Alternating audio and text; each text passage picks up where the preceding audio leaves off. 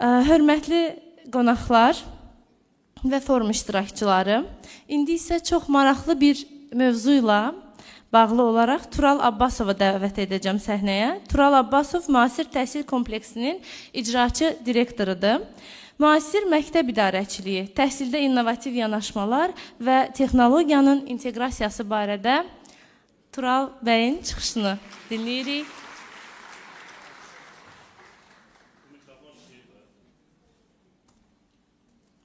Təşəkkür edirəm Günay xanım, çox sağ olun. Mən sizə tam qoşuluram. Həmişə belə auditoriyada çıxış eləmək çox həyəcanlıdır. Mən də hazırda həddindən artıq həyəcanlıyam. Bir-iki texniki problemimiz vardı. Ümid edirəm ki, hazırladığımız prezentasiyanı tam mahiyyətindən çatdıra biləcəyik. İki formada hazırlamışdıq, amma birinci forma alınsa daha gözəl olar. Əla. Mən bunu idarə edə bilirəm də sağa sola. Yoxluyum. Möhtəşəm. Əla. Çox sağ olun uşaqlar. Təşəkkür edirəm.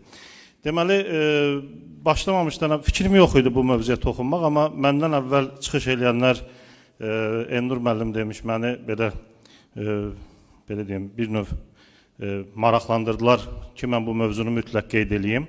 Ümumiyyətlə, çıxışım bəzi hekayələr üzərində qurulub. Bu, mənim şəxsi hekayəm kimi də baxa bilərsiniz, öyrənmə macəram kimi də baxa bilərsiniz, Zoom'un hekayəsi kimi baxa bilərsiniz, Elnur'un hekayəsi var orada, Elnur Əliyevin yox, özü burada yoxdur, Elnur'un hekayəsi var, 14 yaşlı şagirddir, mənim təxəyyülümdür, onun hekayəsi var.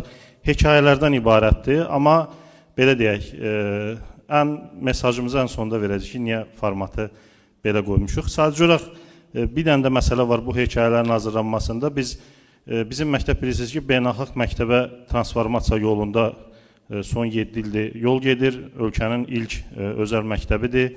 Heydər Əliyevin adını daşıyan ilk yeganə özəl məktəbik. Biz özümüzü milli brend hesab edirik.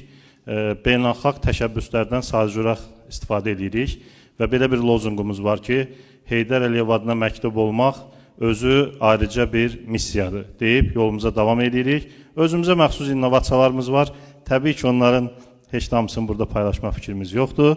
Amma lozungumuzda orada gördüyünüz kimi tətbiq et, öyrən, paylaş olmasına baxmayaraq bəzi məsələləri ikilikdə müzakirə eləməyə və yaxud da ki, qrup şəklində müzakirə eləməyə hazırıq. Məndən öncə danışanlardan biri qeyd elədi ki, belə platformaların yaranması çox vacibdir. Mən Şəmil müəllimə təşəkkür edirəm dəvət üçün, belə bir platformanı yaratdığı üçün. Hamınızı salamlayıram. Asif müəllim, sizin qarşınızda baş əyirəm. Asif müəllim mənim müəllimimdir. Məni həmişə danlayırdı ki, öyrən lazım olacaq. Açığı mən təhsildə qalacağımı düşünmürdüm. Bu bir daha sübut elədi ki, Asif müəllim necə dahi insandır. O hiss eləyirmiş ki, məndən nəsə ola bilər. Mən də o yolda inşallah ki, davam edirəm, öyrənməyə çalışıram. Qeyd eləmək istədiyim məsələ nədir? Deməli, Berkeley Universitetinin Universal Education deyilən bir mərkəzi var. Onun tərkibində təhsillə aid, daha doğrusu Brookings deyilən bir mərkəzi var. Onun içində Universal Education deyilən bir mərkəz var. Mən sizi şiddətlə tövsiyə edirəm o mərkəzin publicationlarını oxumağa. Çünki mən onu oxuduqdan sonra da OECD-ni çox nadir hallarda izləyirəm. Üfüqümüzü geniş saxlamaqdan ötürü. Mənim hekayəm başlayır həmən o Berkeley'dən, yəni Amerikanın qərb sahillərindən, bitir Avstraliyadakı Melbourne Universitetində. Orada da Asif müəllimin də tanıdığı çox hörmətli Pasi Salzberg professor çalışır, Professor Milligan çalışır. Bu insanlarla ünsiyyətdə olmaq, inandırım sizi, çox möhtəşəmdir və bu dəqiqə dünya elədir ki, çox əlçatandır. Siz LinkedIn-də sadəcə onlara yazıb, məsələn, mən Michael Fullan'dan yazışırım. Bu mənim üçün xəyal idi, amma indi texnologiyanın inkişafına görə doğrudan da dünya çox kiçikdir. Təqdim edəcəyim təqdimatın da elə bir növ mahiyyəti də odur. İstəyirəm ki, dünyanı gözümüzdə kiçildək, çox da böyütməyək, yəni demystification eləyək. Bu da topikimlə bağlıdır, çünki innovasiyanın ilk mərhələlərindən sonraki mərhələ, yəni ideya gəlir ağlınıza, ondan sonraki mərhələ məhz demystification'dır, ingilis dilində desək. Bizim dildə mifləri məhv eləməkdir və rəhmətlik böyük usta, alim Kurt Lewin'in dediyi, Şamil müəllimin maraqlandığı şəxs, təşkilatı inkişaf konsepsiyasının atası sayılır. Çox qısa ömrü ərzində Nazi hökumətindən qaçıb Amerikada yerləşmiş bir dahi insandır. Onun nəzəriyyəsində bilirsiniz, freeze, defreeze məsələləri var. Yəni, bütün alqoritmlər eyni işləyir. Bütün alqoritmlər eynidir. Qiymətləndirmədə də Elnur müəllimin çıxışında da gördük. Biz dizayn eləməliyik, biz belə deyim, sekvenslər verməliyik, biz mərhələli yanaşmalıyıq. Bu işin mahiyyətində belədir. Sadəcə olaraq həmən Brookingsdən bir məsələni deyim, hansı ki, məhz bu yanaşmaya görə CIS, məşhur Beynəlxalq Məktəblər Şurası, hansı ki, bizi akreditasiya edir, özünün yeni konseptini hazırlayıb. Mən 2 həftə qabaq onların baş ofisində olmuşam, oradan gətirmişəm sizə təzə məlumatı. Bu arada Asif müəllimə təşəkkür edirəm, o doğrudan da neçə ildir VUCA, BANI barədə danışır. Amma biləsiniz ki, belə bir məlumatı deyim, Asif müəllimin böyüklüyünü göstərmək üçün nə qədər bacarsam. Deməli, VUCA və BANI yanaşması hazırda CIS-in hazırladığı yeni akreditasiya platformasının əsas konseptual mərkəzidir. Və mənim oxuduğum institutdan da onlar çox sıx əməkdaşlıq edirlər Teachers College-la və mən çox şadam buna və bu Brookingsin dəyişməyinə də çox şadam. Çünki mən 3 il bundan qabaq bunları biraz review eləyəndə onlar barədə yaxşı şeylər yazmamışdım bizim TC-nin review platformasında. Amma indi onlara yeni rəhbər gəlib, Mintrop. O doğrudan dəyişib məsələn. Deməli, nədir məsələ? Təhsilin məqsədi ilə bağlı Brookings 5 dənə əsas məsələni qoyur ki, təhsilin məqsədi nədir? İndi onları sizə oxuyuram, amma sonra istəsəz danışarıq, istəsəz fikirləşərsiniz bu barədə. 1. Təhsil iqtisadi inkişaf üçün məqsəd daşıyır. 2. Təhsil milli kimliyi və vətəndaş əməkdaşlığını tətikləyir. 3. Təhsil kritik, belə deyim də, liberal azadlıq və düşüncələrə gətirib çıxardır. Təhsil 4. Well-being, yəni sağlam olmaq və çiçəklənmək, flourishment ona gətirir və bu flourish-i də xüsusi qeyd edirəm. Çünki açın oxuyun, OECD-nin 5 gün bundan qabaq bir reportu çıxıb flourish-dən danışırlar. Axır vaxtlar flourish sözünü çox eşidirəm beynəlxalq ritorikada. Və bu da Brookingsdə var ki, biz təhsili o məqsədə də istifadə edə bilərik. 5-ci məqsəd isə mədəni və Asməm səhv eləmirəmsə bəxş səriştələrdə qoymuşdur. Spiritual sözünün Azərbaycan dilinə yaxşı tərcüməsi idi. Yəni mənəvi deyək, amma siz daha yaxşı terminlə istifadə edəcək, adı yadımdan çıxdı. Ruhanilik, bəli, təşəkkür edirəm. O istiqamətdə, yəni mədəni müxtəlif. Bu 5 məqsəddən biri ola bilər təhsilin məqsədi və biz də təhsil platformamızı hazırlayanda ondan istifadə edə bilərik.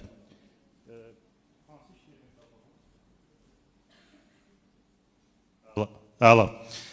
Necəsiz? Yaxşısınız? Bir dənə alqışlayaq özümüzü. Xoş gördük hamınızı. Təşəkkür edirəm. Doğrudan həyəcanlıdır burada olmaq. Özdə xüsusi belə bir aksesuardan da istifadə eləmişəm. Çünki prezentasiyamın rənginə uyğundur. Çox həyəcanlıyam, neçə həftədə hazırlayıram. Xəyalə xanıma təşəkkür edirəm, onu bezdirdim. Elvin müəllimə təşəkkür edirəm. Şəmin müəllim burada olmayaraq ona tez-tez yazırdım, o da geri dönürdü. Doğrudan həyəcanlıyam. Həyatımda bəlkə də çox ciddi hazırlaşdığım forumlardan biridir. Təqdimatıma çox vaxt sərf eləmişəm. İnşallah nə isə sizlə paylaşa bilərəm. İcazənizdən getdik. Görürsünüz mən buradan belə duranda. Okey, deməli, sizə belə bir xəbərim var. Dediyim kimi, çıxışım hekayələr və şəxsi təşəbbüslər, şəxsi müşahidələr üzərində qurulduğuna görə bunları bəlkə də subyektiv də qəbul edə bilərsiniz. Amma mən sizə o düşünmək üçün bir, belə deyim də, istəyirəm ki, belə fikirlər atam və siz sonra bu barədə düşünərsiniz. Sonra məni tapmaq çox asandır. Bizim məktəbimiz şəhərin mərkəzində yerləşir. Mən də gecə-gündüz oradayım. Tapamayanlar Aygün xanımdan soruşa bilərlər. O mənim yerimi yaxşı bilir. O da yönü. Facebookda da tapa bilərsiniz və ya da LinkedIn-də tapa bilərsiniz. Deməli, mənim təqdimatım mənə nə öyrətdi? Mən 2 həftə bunu hazırladığım müddətdə, yoldaşlar, hər gün slaydı dəyişmişəm. Niyə?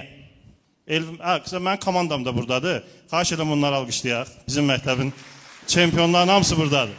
Özü də innovasiya koordinatoru vəzifəsi yaratmışıq və ora çox möhtəşəm bir insanı uzun müddətdən sonra Gülşən xanım bilir, cəlb eləmişik Elvin müəllimi. O həm də bizim qazimizdir. Ona görə onu xüsusi alqışlayaq. İşlədiyi yeri müharibə başlayanda qoyub gelib döyüşüb gəlib. Sağ olsun, sonra da gelib Dubayda işləyib. Yox, biz habıq, biz əməkdaşları paylaşmaqdan qorxmuruq, heç bir problem yox. Ona görə uşaqlar, nəyəsə səhv desəm, oradan bir dənə göz qaş edirsiniz. Gördünüz, çox şişirdirəm, xahiş edirəm, şəhər edin. Deməli, 2 həftə ərzində hazırlayanda hər gün dəyişmək məcburiyyətinə qaldım. Niyə? Çünki hər gün yeni bir şey çıxır.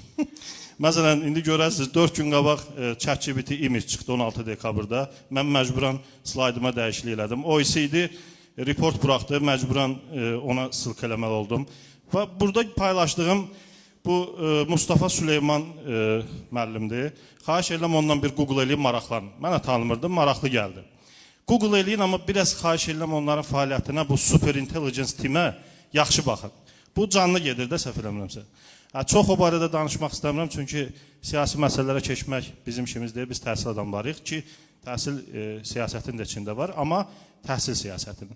Amma baxarsınız, diqqətlə xahiş edirəm, baxarsınız, orada çox incə bir məqam var, ölkənin həm də ki, bu data centerlərin yaradılır, cənab prezident də bilirsiniz, vurğuladı, biz 2 data center yaratmalıyıq, süni intellekt mərkəzləri yaradılır, hökumət çox sıx işləyir orada. Maraqlandıracaq mövzu var orada, amma mövzum o deyil. Mustafa Süleyman elan eləyir ki, biz Microsoft'un tərkibində Super Intelligence Team yaratdıq, artıq yaratdılar. Bu nə deyir? Mən o tərəfinə baxmıram, texniki tərəfdən də sizə danışmaq qətiyyən fikrim yox. Çünki mənim innovasiya və texnologiya ilə bağlı başqa fikirlərim var. Mənə görə bu tool, alət, onu eləyək, LMS-dən istifadə eləyək və eləyirik onsuz da, hamısı həyatımızdadır, amma o deyil.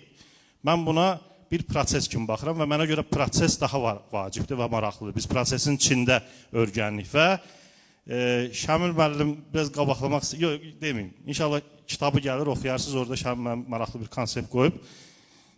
Proses, belə deyim də, kvadrat deyil, yumrudur. Yəni, onu inşallah kitabında oxuyub bilərsiniz. Mən 100% razıyam o fikirlə.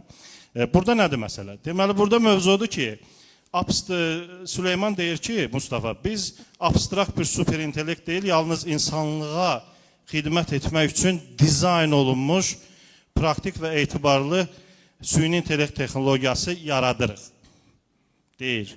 İndi görək bizim məşhur Michael Fullan nə deyir? Michael Fullan da eyni şey deyir. O təzə yazdığı, təzə deyəndə bir illik kitabda artıq, təzə deyil. Dünən korporativimiz idi, uşaqlar sağ olsun. Bu kitabı qoyub sonra da auditoriya sual verir ki, tapın görək bu bizim əməkdaş kimdir? Hamı deyir ki, Tural müəllim, çünki o qədər danışmışam bu kitabda. Hamı məni onunla assosiasiya eləyir. Amma danışmaqdan da bezməyəcəm. 2 il qabaq Avropa-Azərbaycan məktəbinin səhnəsində mən bu kitabın bəzi detallarını açmışam. O kitaba görə mən 2 həftə bundan qabaq Dubaya getmişdim. MIT-nin Social Robot timi var. Çox məşhur professor var. Şəxsən onunla tanış olmaq şərəfinə nail oldum. Bu kitabdan tapmışam bunları. İndiki kitabların bu arada dizaynodur. Mənə görə bu da innovasiya və texnologiyadır. Kitablar balaca yazılır, amma içində referenslər çoxdur. Bir 100 səhifəlik məqalə və kitab, Brookings-də də elədir. 5 səhifə məqalə oxuyursan, amma bir də başını açsan ki, artıq 500 səhifə nəsə oxumusan. O auditlə məşğul olan mən olub, mənim karyeramda auditdə olub. O skating deyilən bir format var, sən skate edirsən, yəni bir nöqtədən o birisi nöqtəyə öyrənməni dərinləşdirirsən. Mənə görə fərdiləşdirilmiş öyrənmə də konsepsiyası odur. Əgər holistik və authentic öyrənmədən danışırıqsa, o odur. Yəni biz skate eləməyi bacarmalıyıq. Michael Fullan isə bizi bəşəriyyət paradigmasından challenge edir. Deyir ki, bu bir bəşəriyyət paradigmasıdır. Eyni şey Mustafa Süleyman'a deyil, hangi dünyanın ən böyük şirkətlərindən birinin CEO-sudur. Özdə ən innovativ Copilot falan onların məhsullarıdır və gündən günə gücləndirirlər. Məsələn, A+1 məhsullarını ləğv elədilər dekabrda. Artıq biz offline rejimdə Word-dən istifadə edə bilməyəcəyik. Sonra ona görə pul ödəyirik. Mənasızdır, istifadə eləməliyik shared folderlərdən. Ona görə ki, Copilot inkişaf eləməlidir. O elə deyir və Fullanı tanıyanlar tanıyır, tanımayanlara məsləhət görürəm. Yenə də Google eləsinlər. O isə mənə görə yaşayan canlı təhsil filosofudur. O bizi bəşəriyyət paradigmasından xəbərdarlıq eləyir və təhsili 2 dövrə bölür. ChatGPT-yə qədər və ondan sonra. Və belə bir cümləsi var. Deyir ki, sosial intellekt və maşın intellekti arasındakı yarış əslində bu deyir filmə yarıdan baxmaq kimi bir şeydir. Sən kino başlayıb tutarırsan ortasında yefkirmirsən kinoya. Və biz ayılana kimi robotlar 80-ci illərdən bəri içimizdədir. Bilirsiniz, bu süni intellekt təzə mövzu deyil. Və onlar işləyəndə, belə deyim də, o yatmır axı, o dayanmır, işləyir, amma biz insanıq da yatmalıyıq. Belə bir paradigma ilə, bu da nədir? Bizim hal-hazırda tətbiq elədiyimiz model də bu SBA modelidir. Brookingsdə Fuller deyilən, Fuller yasa çıxacaq. Kim ən Fuller yasa çıxacaq? SBA modelini izah eləyir. SBA nədir? Standartlaşdırılmış yanaşma təhsilə. Müasir kurikulum dediyimiz çərçivələrdə oradan gəlir. Texasda başlamış bir prosesdir. Dünya Bankı və digər təşkilatlarında dünya bunu yaydığı bir modeldir. Bu nədir? AB nöqtəsi, yəni təhsil fabrik modeli. Bu paradigma onu, belə deyim ki, sorğuluyur. Bayaq, səhv eləmirəmsə, Asif müəllim prezentasiyasında yuxarıdan aşağı, aşağıdan yuxarı. O, bu kitabda çox gözəl göstərilir. Ortalar, aşağılar onu modelləşdirir ki, bütün təşəbbüslər aşağı yerlərdən gəlməlidir. Yəni, məktəb dilində danışsaq, sinifdən, müəllimdən, təşəbbüslər oradan gəlməlidir. Yuxarı mərhələlərdə bu artıq qərar vermə mərhələsidir. Ona görə Michael Fullanla Mustafa Süleymanın hekayəsini araşdırmağı sizlərə buraxıram. Bunun texnologiya və innovasiya ilə əlaqəsi ondan ibarətdir ki, biri dünyanın ən texnoloji şirkətinin, ən texnoloji timinin başında durur. Adamlar super intelligence timi artıq yaratdı. Bu deməkdir ki, AI artıq generativ deyil. Yəni, sual yazsan, sən yaxşısan falan. ChatGPT-də bilirsiniz də, yəni, glüsinasiya yaradır. Bir yerdən sonra sual vermək lazım deyil. Çünki artıq Samir müəllim videosuna baxmışam ondan bağlı. Bəli, Samir müəllim, elədir. Doğrudan elədir. Çünki yəni, ora çox da dirəşməyin də. Yəni, axırı hekayənin odur. Niyə? Çünki generativdir. İndi Mustafa müəllim deyir ki, da generativ olmayacaq. Bizi kimi düşünəcək. Bu arada mən bəzən ləhcədən istifadə edirəm. Onsuz da mən koçlarım danlayırlar ki, biraz daha yaxşı ləhcədə danış. Ona görə də üzr istəyirəm sizdən. Özümün asıl deyil. Deməli, innovasiyaya keçsək. İnnovasiya ilə bağlı təəssüf ki, mən bu materialların içindəkiləri sizlə paylaşa bilmirəm. Ancaq bu OECD-nin 2023 tooluna özünüz gəlib baxa bilərsiniz, o publicdir. Digər iki sənədi paylaşa bilmirəm, çünki biri CES-in hazırda kursundan keçirik. Özəl məktəblərə, Ədalət müəllim təəssüf ki, yoxdur. Mən onlara da tövsiyə edirəm ki, CES-in akreditasiyasına maraqlansınlar. Çünki onlar universitetlər üçün də əla imkanlar yaradırlar.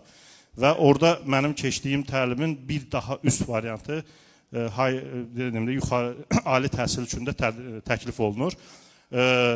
Onların da innovasiyaya bir yanaşması var və onu innovasiya sikli adlandırırlar. Sağda dediyim isə o Nordic School-dur. Məsələn, mən MTK-da məndən işləyənlər bilir. O məşhur slaydımız, Business Intelligence necə yaranır, sonra biz R&D və Problem Solving-dən R&D-yə necə keçirik. Bu uzun bir yoldur. Biz bunu MTK-da 6 il eləyirik. Yəni, uzun yoldur, çətin yoldur, eləmək mümkündürmü? Mümkündür. Bax, oradakı bəzi modellərdən istifadə eləmişik. Ümumiyyətlə, bayaq dediyim kimi, innovasiya necə baş verir? Biz mifləri qırırıq, ideyamız olur, orada hansı komandalar girməlidir mövzuya, sonra hansı komandalar, o 6 papaq modeli, başda motivasiya veririk, işin axırıncı mərhələsində isə konkret addımlara keçirik. Yəni, çünki oradan o yüzden mərhələ artıq menecerlər devrəyə girməlidir, çünki işi icra eləməliyik. Bunlara xahiş edirəm, Google eləyərsiniz, baxarsınız. Amma innovasiya nədir? İnnovasiya 2023 OECD hesabatına inansaq ki, ora referral çoxdur, CIS də ora əsaslanır, belə deyim. Odur ki, innovasiya icma üçün əhəmiyyət kəsb edən mənalı, aktual və məlumatlara əsaslanan dəyişiklikləri gücləndirən kompleks bir fəaliyyətdir. Bunu OECD deyir. Biz bunu fərqli interpretasiya edə bilərik. Amma işin kökündə o durur ki, innovasiya dediyimiz, bilirsiniz də o Circus de Soleil deyilən bir məsələ var. Jiletin innovasiyası var. Rezvaların ağzını 45 dərəcə aşağı əyirlər, olur innovasiya. Bəzən innovasiyadır, biz belə böyük laboratoriyalar falan kimi görürük, amma elə deyil. Təhsildə isə bu daha çətindir. Çünki biz şagirdlərdən, müəllimlərdən, insan həyatından danışırıq. Hər eşitdim, mən o qədər şeylər eşitmişəm. İş getmədiyim təşkilat, görmədiyim report, biraz böyük danışmaq kimi çıxmaz, amma oxuyuruq da o baxımda, yəni alçatandır. İngilisini biləm, açıram, oxuyuram, bilməsəm də ChatGPT-də tərcümə edib oxuyuram, yəni artıq o dövr. Hərə bir şeydən danışır, amma işin mahiyyəti birdir. Alqoritmi birdir.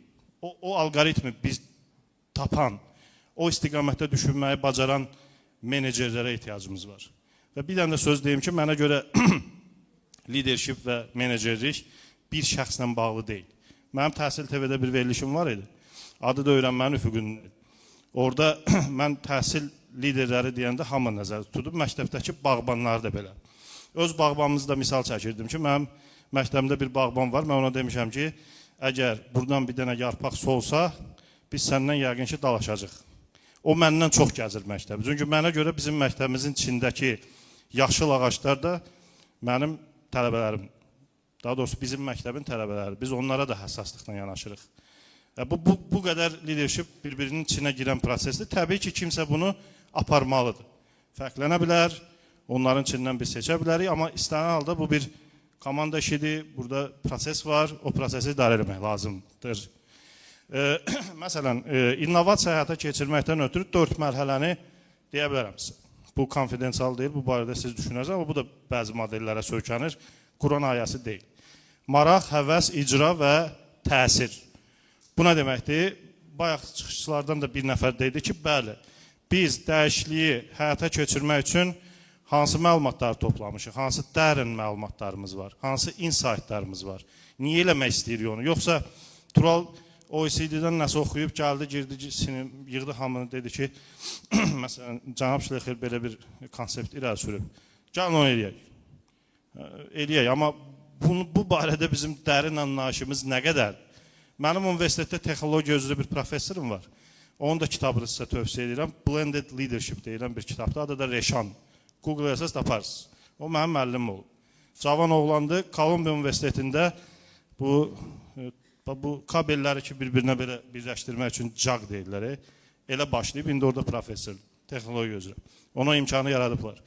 O bizə təhsildə texnologiya kursunun sonunda danışırdı nədənsə. Və mən ona sual verirdim ki, mən bunları gedib məktəbimdə eləmək istəyirəm. Məsələn, design thinking. Elnur mənim də design thinkingdən danışdı. Razıyam, design thinking çox vacibdir. Amma o mənə belə bir sual verdi. Dedi ki, sənin çalışdığın müəssisədə bu istiqamətdə düşünən neçə nəfər var? Mən təbii ki, o suala cavab verdim. Amma mənim mesajı buydu ki, tool vacib deyil. Design thinking, mən deyirdim ki, pulla götürüm. O dedi ki, Stanford Universitetində online pulsuz kurslar var onunla bağlı. Götürə bilərsən. Mövzu deyil. Mövzudur ki, biz bu işin nə qədər insightlarımız var. Və bizim ətrafımızdakı o ekosistemlər deyirik, böyük, balaca, onlar nə qədər hazırdır buna? Mövzudur. Sonra bu dəyişiklik üçün məqsədimiz nədir? İcma burada nə əldə eləyəcək biz, sonra onu necə ölçəcəyik? Sonra nəticəmiz nə olacaq? Kimi mərhələlərindən biz innovasiyanı tətbiq edə bilərik. Sonra dediyim kimi bu hesabata baxmağınızı tövsiyə edirəm. Bu zamanda mən bir süni intellekt toolundan istifadə eləmişəm. Buna görə təşəkkür edirəm cənab Bankiniyə. O bizi ECIS deyilən bir platformada keçən və dəvət eləmişdi. Avropa-Azərbaycan məktəbində təşkil olunmuş bir foruma. Orada möhtəşəm bir təlimçi gəlmişdi. Mən zövq aldım. Mən təəssüf ki, onu qədər belə əla təqdimət eləmək bacarığım yoxdur. Xanımın hekayəsi buydu. Xanım DP proqramı var, bilirsiniz IB-nin. Yuxarı siniflər üçün tətbiq olunur. Orada riyaziyyat kurikulumunu yazan şəxslərdən biridir. Və böyük bir məktəbində CEO'su olub, özünün dediyinə görə valideynlərin çox ona şəhət olan bezdirib o işdə. Ona görə indi keçib konsultasiya ilə məşğuldur. Təbii ki, o zarafat edirdi. O paylaşdı bizdən, mənə də maraqlı gəldi. Bizim komandada istifadə edir. Notebook LM deyilən belə bir süni intellekt toolu var. Bu, Samir mənim, ChatGPT kimi deyil. Bu, adama özündən belə fiksiyalar uydurub deyə bilmir. Çünki sən nə material verirsənsə, ancaq onu sən araşdırıb verir. Tədqiqatçılar üçün mənə möhtəşəm bir şeydir. Kaş mən oxuduğum müddətdə bunlarda biraz canım qutarar. Məsələn, mən bu reportu bura yükləmişəm və o mənə belə bir roadmap verib. Gördüyünüz kimi orada oxlar var, hələ mən tam böyük göstərə bilmirəm. Siz onları hər basdıqca, o sizə onu summarize edir və əsas elementlərini verir. Siz hətta podkast hazırlaya bilərsiniz bundan bağlı. O orada sizə podkast hazırlayır verir. Üçüncü şəxs kimi onu dinləyirsiniz. İndi siz düşünün ki, siz bu tooldan istifadə edib sinifə girirsiniz. Bayaq dediyimiz o şagirdlər, alfa nəsli. Bizi dinləməyəcək. Təbii ki, niyə dinləsin ki? Məsələn, baxın, siz artıq istəyirəm ki, məni dinləmək istəmirsiniz. Çünki doyma həddi var da, dayandı. İnformasiya çox olur, dayandı. O şagirdlər bizi niyə dinləsin ki? Onlara maraqlı deyil. Amma siz onlara düşünün ki, bu platformalardan mənim hüquq professorum var idi. Çox üzr istəyirəm, mən universitetimi belə reklam eləmək falan fikrim yoxdur, məni tanıyan onsuz da tanıyır. Amma deməliyəm, o insan hüquq dərsi keçirdi bizə. Qocaman hüquq professorlarından biri də universitetin ərinmirdi. Hər gün axşam bizə səhər keçəcəyi kursun podkastını hazırlayıb göndərirdi. Və kimlə bir yerdə? NAS deyilən bir qurum var. CS-in Amerikan variantı. Onun rəhbəri Debra mənim müəllimim oldu. O ikisi bir yerdə keçirdi. Debra ilə bunlar ərinmirdilər. Hər gün bir gün qabaq oturub 50 dəqiqəlik podkast hazırlayırdılar. Amma notebook eləmdə yox, özləri canlı. Onu da bizə göndərirdi. Deyirdi ki, bu personalized learning ilə bağlı deyirəm ha bunu. Əlaqəli. Ki, uşaqlar, Amerikan mədəniyyətində səhər-səhər durub qaçmaq var. Parkda falan, kofe içməyə getmək. 5-də falan. Deyirdi, səhər durub qaçanda buna da qulağa. Bir dənə də gecə oxuyanmazsınız, materiallar çoxdur, təhsil ağırdır. Qaça-qaça buna qulaq asarsınız çayın qırağında, buradan dörgənərsiniz. Yəni, bax, bu qədər holistik, bayaqdan dediyimizi mən professorumun, 70 yaşlı professorumun icrasında görmüşəm və nə qədər həssaslıqla yanaşırdı ki, biz öyrənək.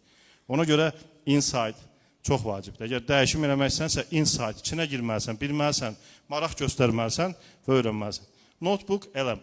Hekayəsi bundan ibarətdir. Atabəy müəllim ondan istifadə edib, keçən bizim Parent Teacher Association-da podkast hazırlamışdı və biz valideynlərlə bir yerdə ona qulaq asırdıq. Bu qədər sadə, yəni mif artıq yoxdur, mif yoxdur. Burada isə gəlirəm, yenə qayıdıram cənab Şlexerin hesabatlarına.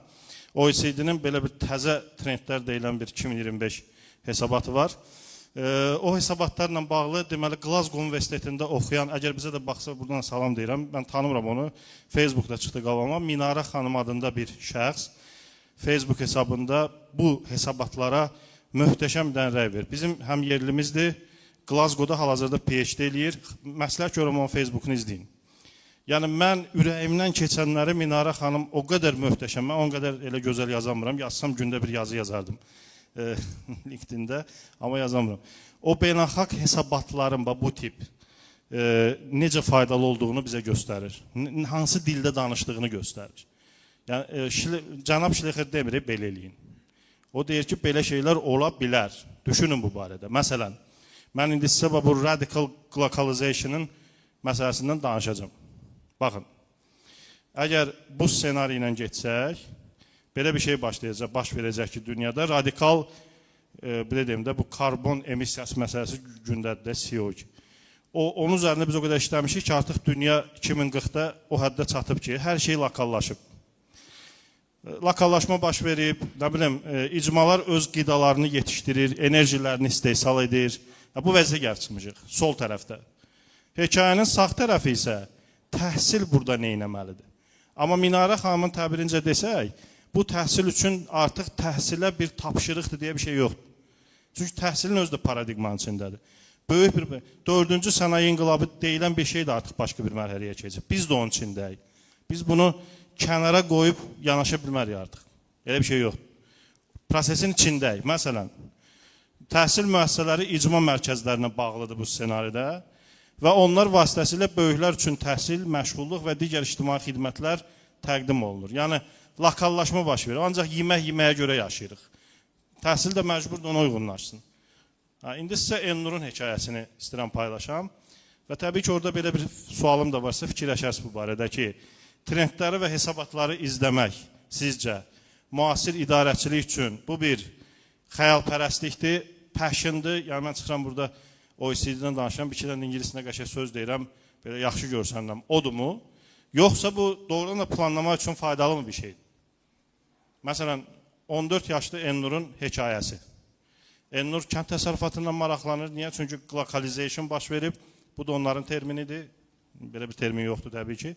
Hesabatın dilidir.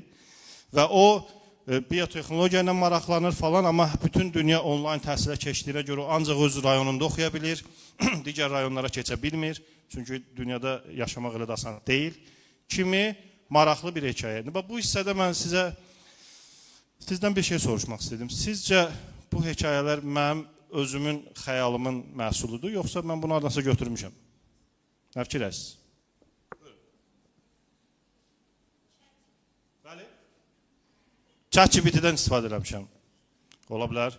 Sonra biraz xəyalımın məhsuludur. Sonra oxşar hekayəni dəyişmişəm. Ola bilər. Özüm yaşamışam bunu. Düzdür, mən kənddə də yaşamışam, bəli. Amma yay aylarında. Xəyalımı ChatGPT-yə danışmışam, o da mənə hekayə verib. Sonra. Real? Real hekayə. Real həyatdan hekayədir. Təşəkkür edirəm hamınıza. Bütün opsiyalar təbii ki, mümkündür danışdığım şeylərin əsasında, amma müəllim dediyi kimi bu olmuş bir şeydir, amma prosto ingilisini Azərbaycana tərcümə eləmişəm. Bu hekayə həmən hesabatdan. O hesabatın gücü ondadır ki, OECD'nin Michael Fullanın kitabı da elə yazıb. Ona vinet deyir. Vinetka bizim dillə desək. Hekayələrlə göstərir. Ki, məsələn, bu olacaq, orada hansısa məktəbin hekayəsini yazır. Burada isə o Elnur deyildi, mənim adı başqaydı, mən o Elnur'a dəyişmişəm, özüm də bilmirəm, niyə, nəsə oxşar adıydı. Və bu hekayə həmən hesabatdadır. Və bu hissədə gördüyünüz hər bölmənin 3 mərhələdə göstərirlər. Transformativ, dağıdıcı və davam edən. Mən transformasiyadan xoşum gəldiyinə görə onu seçdim və bu radikal, bu qlakallaşma ilə baş vermiş hekayədir və orada belə hekayələr çoxdur. Ona görə dediyim kimi, hekayələşdirmək çox vacibdir. Mən burada bir dənə də haşiyə çıxıb sizi Burke-la tanış eləmək istəyirəm. Burke-Litvin modeli var. Mənim oxuduğum institutun adı belədir. Təhsil kolleci. Onun tərkibində Təşkilatı İnkişaf və Liderlik Departamenti. Onun da tərkibində özəl məktəblərin idarə olması üzrə Liderlik Fakültəsi. Və bu fakültənin yaradıcılarından biri bəli, John Dewey olub məsələn vaxtilə. Sonra Burke da bu institutda işləyib. Burke Təşkilatı İnkişaf Konsepsiya OD deyirlər. Ümumiyyətlə atalarından biri sayılır. Hansı ki, məsələn, Big Four-u qəbul eləmir. Biraz başqa cür yanaşır. Bu yaxınlarda Ada Universitetinin tələbələrlə danışırdıq. Orada təşkilatı mədəniyyətdən danışmamı xahiş elədilər. Burke-a görə təşkilatı mədəniyyətin prosesinin özü antropolojidir. Mən bu fikir çox cəlb elədi. Bu nə deməkdir? Bu o deməkdir ki, bayaq kimləsə danışdım mı özdə çöldə? Nasım mənim. Deməli, hər müəssisənin özünün nələr var. Məsələn, bu bina var, bizə maraqlıdır da. Niyə bu rəngdədir? Niyə burada bu ornamentlər var? Hardan gəlir bu? Bina danışır. Bina söhbət edir, düzdürmü? Biz təhsildə buna çox önəm veririk ki, məktəbə gələndə məktəb səndən söhbət eləsin. Uzun hallwayləri daha heç kim qurmur. O keçmişdə qalır. Deyirik, bəziyin, blended learning, yəni siniflər qavaq belə idi, indi belə qoyun.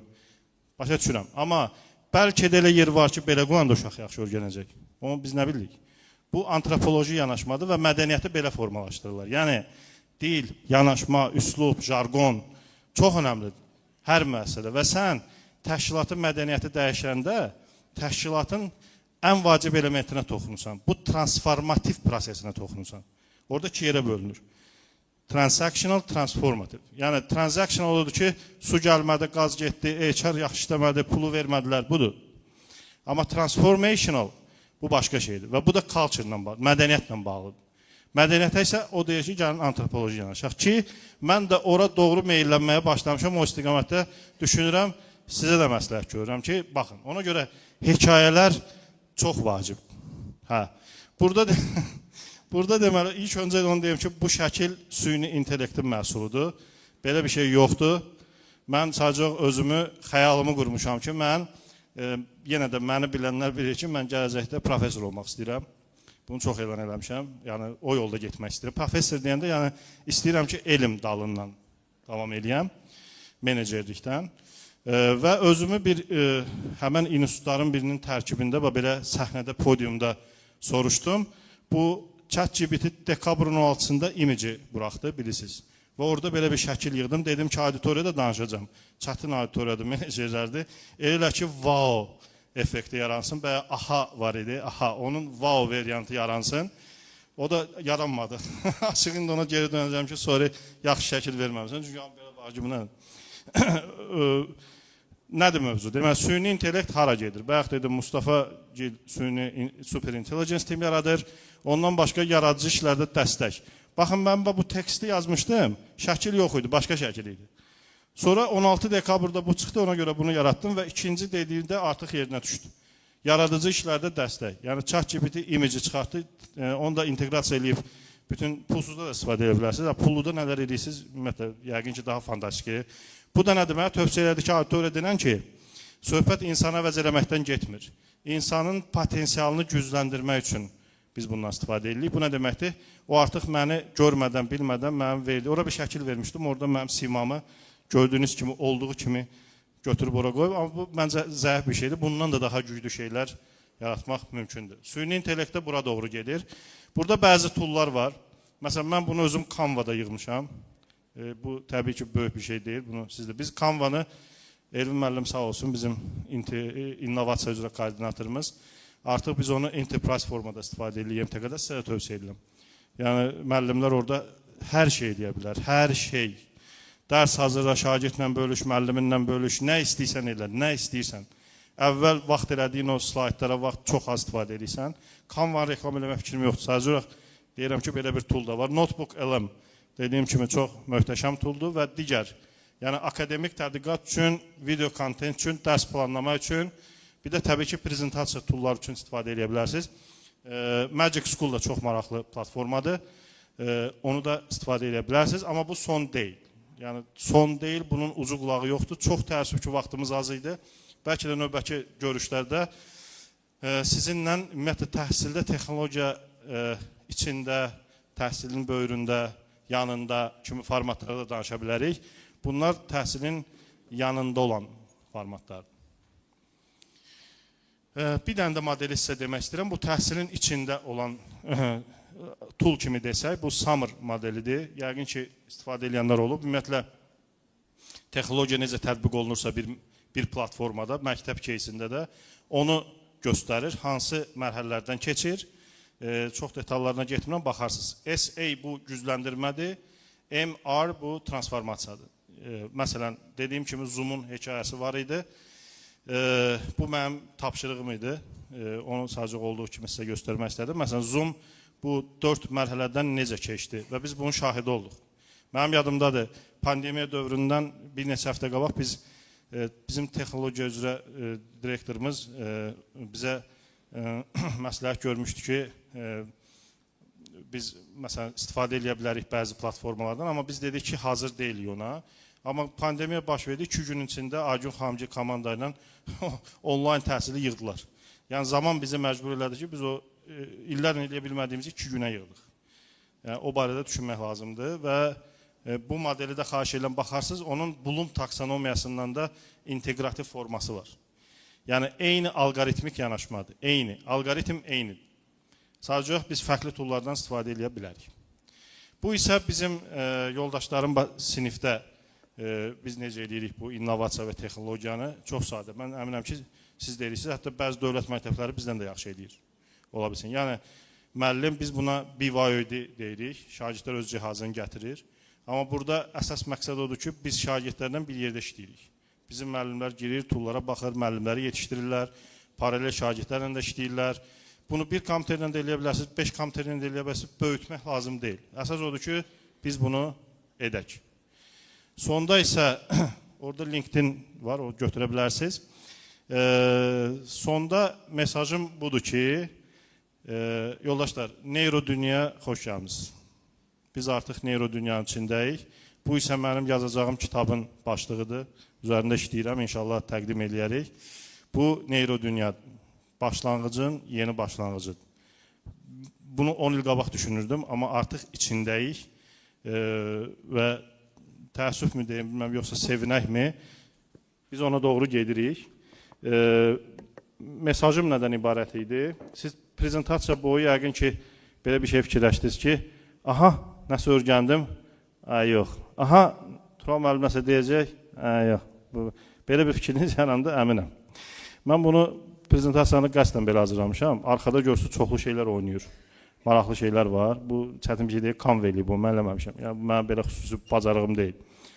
Məqsəd o idi ki, mən sizə çox şey dedim bəlkə də, amma heç nə demədim, bağışlayın buna görə. Neurodünya belədir. Bizə çox şeylər deyəcəklər. Arxada illüziyalar var, hər şey fırlanır. Çox gözəl şeylər var. Amma bəzi məqamlarda biz özümüz bilməliyik ki, oradan nəyi götürək. Və səriştədən danışsaq, bəli, spiritual intelligence artıq Artıq bu fakt. Bir ara biz emotional intelligence-dən danışırıq, o artıq keçmişdə qaldı. İndi biz daha yeni şeylərdən danışırıq.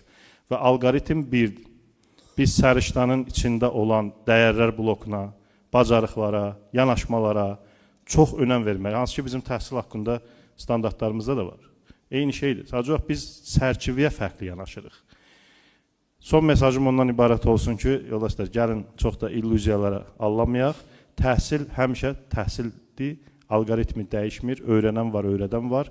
Fərqli metodlar ola bilər, amma illüziyalara allanmayaq. Nə öyrənmək istəyiriksə ona fokuslanaq. Təşəkkür edirəm. Tural müəllimə çıxışı üçün təşəkkür edirik və istəyirik sizə sponsorlarımızdan hədiyyələrimizi təqdim edək. Almaqlar Dünya. Şəkildə siz yaxınızın adi duz deyil. Azərbaycan xəritəsi üzərində əks olunduğu bir duzdur. Üzr istəyirəm. Duz həm də dostluğun, əbədiliyin simvoludur. Bəli, buyurun. Çox sağ olun. Mənim dostum.